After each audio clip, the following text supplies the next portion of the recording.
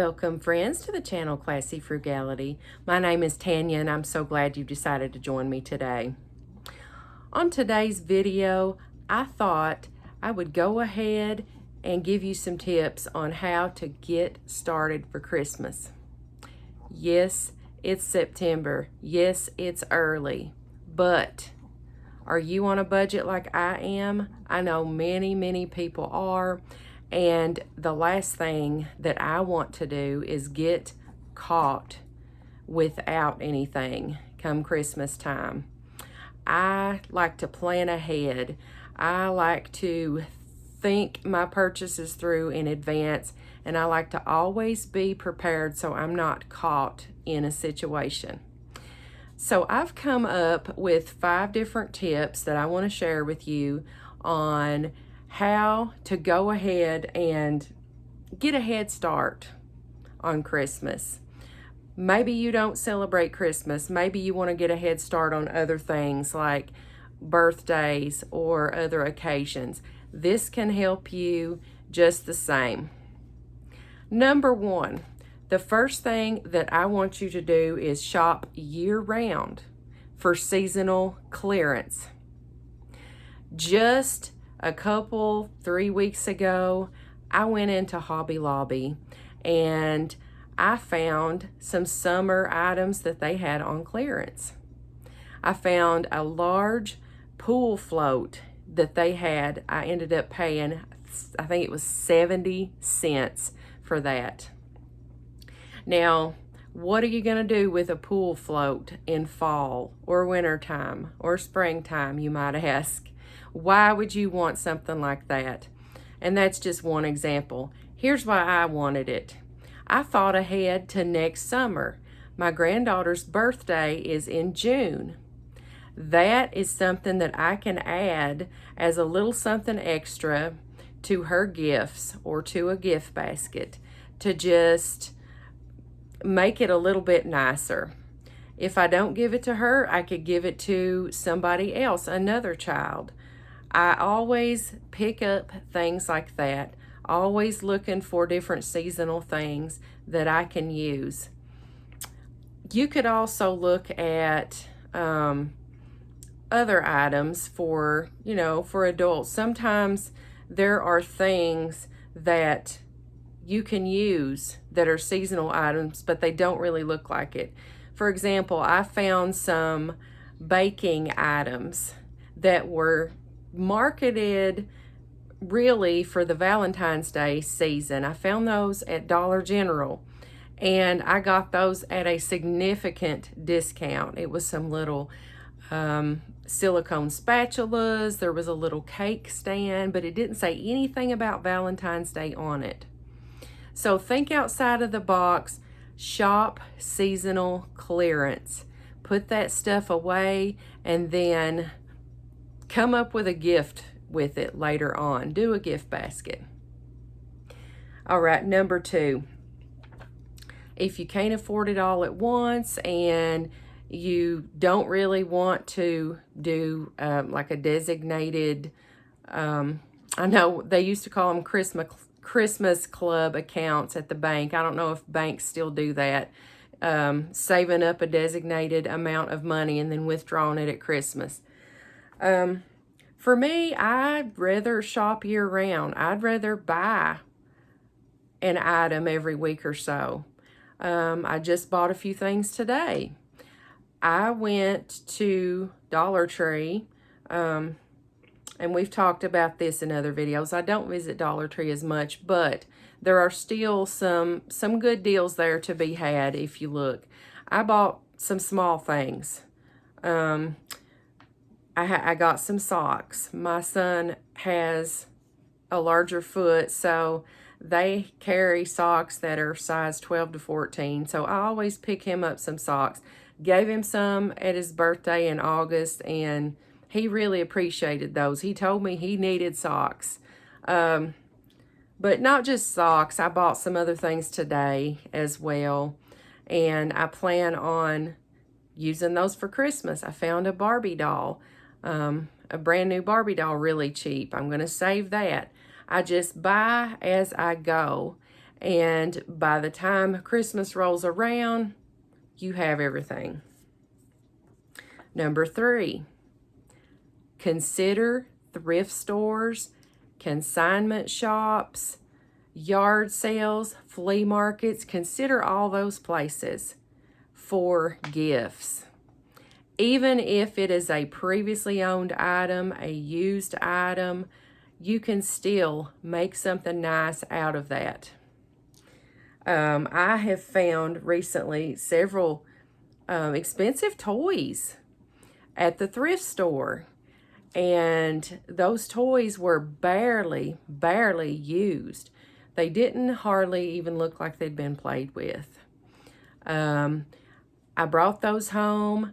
I've cleaned those, and I'm going to be packaging those up to present as gifts. And I'll show you at the end of the video one example of what I did with one of those items. And I am just so pleased with how that turned out. So don't overlook thrift items as a source for gifts. All right, number 4, some folks are hard to shop for. Some folks don't need a thing. I mean, I really don't need anything. For people like that, I want you to consider buying consumables. Think snacks, think food items, things of that nature. I always like to pick up, let's say I've picked up a thrift store mug. Wash that out, clean that really well. I like to go buy hard candies, especially around Christmas time. You can get bags of cinnamon drops. I really like cinnamon drops. You can get bags of wrapped peppermints. Take those out of that package. You can get those for $1, $1.25. Pour them out, put them into the mug, wrap it with a little cellophane bag, and you've got a gift. Maybe you want to compile a gift basket for somebody out of consumables. Get them a box of spaghetti, get them a jar of sauce, put it in a nice basket that you've thrifted, put in some pretty cloth napkins, maybe red and white plaid napkins, and make them a nice gift basket out of consumable items. That way it's useful to them, and you feel good about getting them something that you know is not going to be just thrown on a shelf somewhere and wasted. It's something they'll actually use. Okay, number 5. Have you ever considered purchasing household consumables as a gift? It might seem ridiculous to think that toilet paper would be a good gift, but trust me, it's not. That's something we can all use. Think laundry soap, think body wash, any kind of non-traditional item that you know they're going to use. Now, of course, you might have to know your recipient really well and be mindful of any kind of allergies they might have to certain soaps. But I know I, for one, would appreciate receiving a large basket full of stuff like that. And Dollar General has a pretty good dollar aisle where you can get all sorts of things. You could fill an entire laundry basket for next to nothing, with toilet paper, laundry detergent, a gallon of bleach, just all kinds of things like that.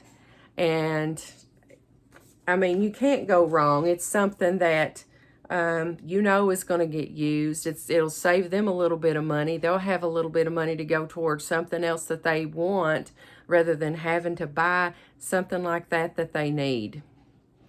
So those are my 5 tips for getting a head start on Christmas, just to give you a few ideas to think about. Now, I told you I wanted to show you an item that I found at a thrift store, and I want to show you how I repackaged it to look brand new. I saved a cardboard box that I knew would work well for that. I printed off a few images. I cleaned the toy up really well, and then I just started cutting and crafting, and it was a fun project. It took me about an hour, I would say, from start to finish, just with cutting the box, taping the pictures onto the box, and then getting it all put together, wrapping it up. But go ahead and take a look. I think you'll enjoy it.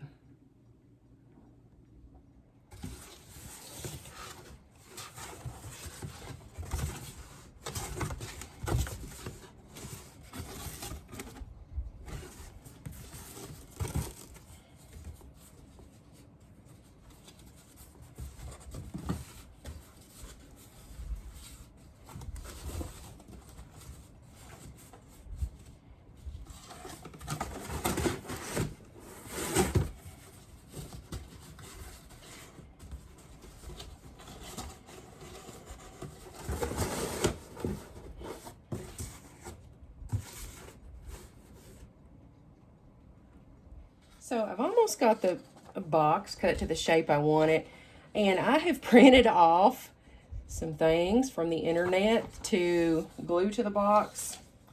I mean, as you can see, this is the very same Jeep that they're selling right now on Walmart.com. This is gonna go inside. I sort of made it to look like this. That'll be on the floor. You'll see when I get it done. But I'm gonna go ahead and get all this put on there, and I'll be right back. The box is finished. I have cut out and taped all the stuff on there that I had printed out. The original box, like if it's store-bought, I noticed had a slope in it, and the Jeep sits at an angle, like it's coming up over a hill. So that's how we're gonna do this. I'll let you look at the back of it too. Here's the other side, here's the front. So I'm just going to fix the Jeep in there. I've cleaned the Jeep off really well, and I'll probably make a couple holes back here to put something to attach to the roll bars of the Jeep. That way it doesn't move out of the packaging. I've poked some holes in there. I got out my trusty container of bread ties, and I hunted out some white ones, and now I'm just going to try to attach the Jeep to the package. Okay, got it secured.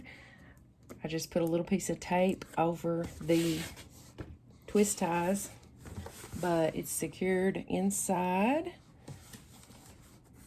Looks pretty good. I just put a little piece of tape under the wheel here to tape it, to secure it some in the front. Now I'm going to put some plastic over it. And here we have the finished product. I ended up using a whole roll of the cellophane wrap. I got that at Dollar Tree for $1.25. So all in all, I paid $1 for the Jeep, $1.25 for the roll of cellophane. The box was free, and just the stuff that I printed out.